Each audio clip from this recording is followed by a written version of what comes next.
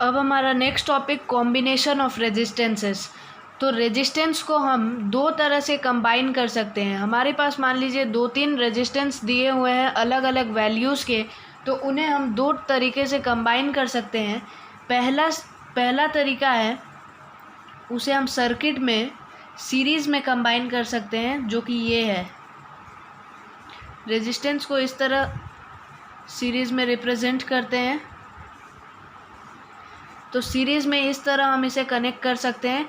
जो and point एक resistance का, पहला रेजिस्टेंस का जो एंड पॉइंट होगा वो दूसरा का स्टार्टिंग पॉइंट होगा, और जो दूसरा का एंड होगा वो तीसरा का स्टार्टिंग पॉइंट होगा। तो इसे हम कहते हैं सीरीज़ कॉम्बिनेशन। तो सीरीज़ कॉम्बिनेशन में मान लीजिए हमने 3 रेजिस्टेंस को कनेक्ट किया है, तो इसमें कंडीशंस है। सबसे पहला,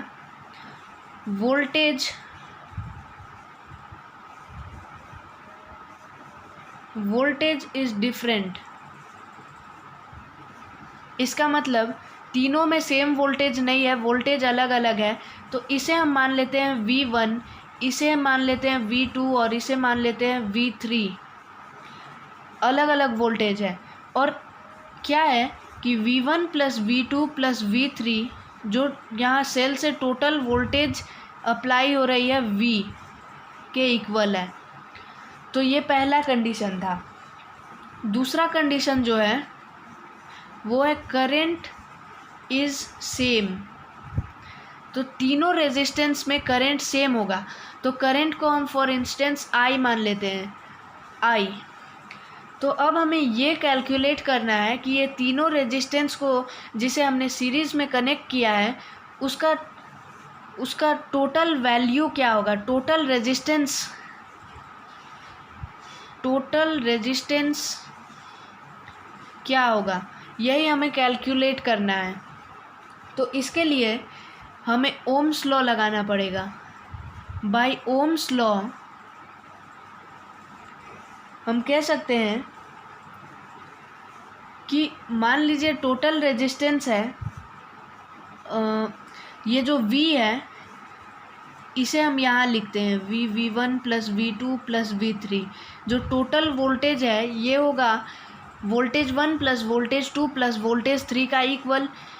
तो V को हम बाय ओम्स लॉ लिख सकते हैं IR। तो IR is equal to IR1 plus IR2 plus IR3। तो इसमें हमने I को 1 2 3 क्यों नहीं लिखा, क्योंकि I सब में सेम है, जैसा कि मैंने यहाँ बताया। करंट इज़ सेम, तो इसीलिए I सब में I रहेगा, जबकि R जो है ये 1 2 और 3 हो जाएगा। रेजिस्टेंस का जो वैल्यू है ये अलग अलग है तीनों में। तो अब हम यहाँ से क्या करेंगे, I को कॉमन ले लेंगे। IR is equal to R1 plus R2 plus R3, और यहाँ से I और I कैंसल। तो R is equal to R1 plus R2 plus R3। तो ये जो टोटल रेजिस्टेंस प्रोवाइड होगा ये होगा R1 plus R2 plus R3 के इक्वल। तो इसे हम कहते हैं सीरीज़ कॉम्बिनेशन में जो टोटल रेजिस्टेंस क्या होगा। तो मान लीजिए पहला का रेजिस्टेंस है 2 ओम, दूसरा का है 3 ओम और तीसरा का 4 ओम। तो इसमें जो टोटल रेजिस्टेंस है वो होगा 2 प्लस 3 प्लस 4 9 ओम। तो इसे हम कहते हैं सीरीज़। अब पैरेलल कॉम्बिनेशन कुछ इस तरह का होता है। मान लीजिए ये आपका सेल है सर्किट में,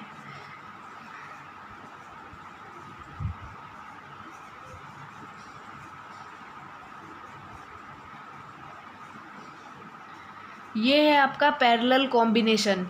तो पैरेलल कॉम्बिनेशन के लिए 2 कंडीशन है। सबसे पहला, करंट विल बी डिफरेंट।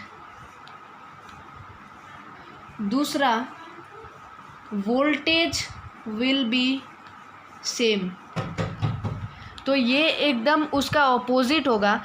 मान लीजिए ये सेल से हमें वोल्टेज मिल रहा है V, टोटल वोल्टेज, तो ये तीनों में वोल्टेज V और V ही रहेगा, क्योंकि ये सीरीज़ का एकदम उल्टा है। वहाँ वोल्टेज डिफरेंस था, यहाँ वोल्टेज सेम होगा, और वहाँ जो करंट सेम था यहाँ करंट डिफरेंट होगा। तो हम करंट को I1, I2 और I3 लिख लेते हैं। और ये तीन रेजिस्टेंस अलग अलग वैल्यूज़ के हैं, R1, R2 और R3, तीन रजिस्टर्स लगाए हुए हैं अलग अलग वैल्यूज़ के। तो अब हमें ढूंढना क्या है, टोटल रेजिस्टेंस इक्वल टू क्या होगा, यही हमें पैरेलल कॉम्बिनेशन में भी ढूंढना है। तो हम लिख सकते हैं I is equal to I1 plus I2 plus I3। जो ये बैटरी से I करंट यहाँ पास हो रहा है वो इन तीनों I करंट के इक्वल होगा। तो अब बाय ओम्स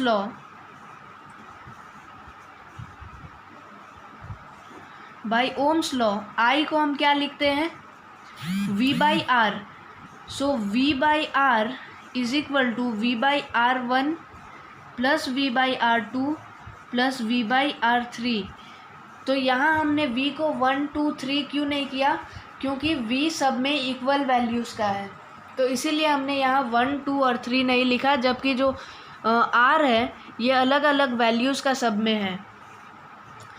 तो अब हम इसे क्या करेंगे, V को कॉमन लेंगे, V 1 by R is equal to V 1 by R1 plus 1 by R2 plus 1 by R3। तो हमने V को सिंपली कॉमन कर लिया है यहाँ, तो अब V कैंसिल हो जाएगा। तो 1 by R is equal to 1 by R1 plus 1 by R2 plus 1 by R3। तो इसका मतलब 1 बाई टोटल रेजिस्टेंस जो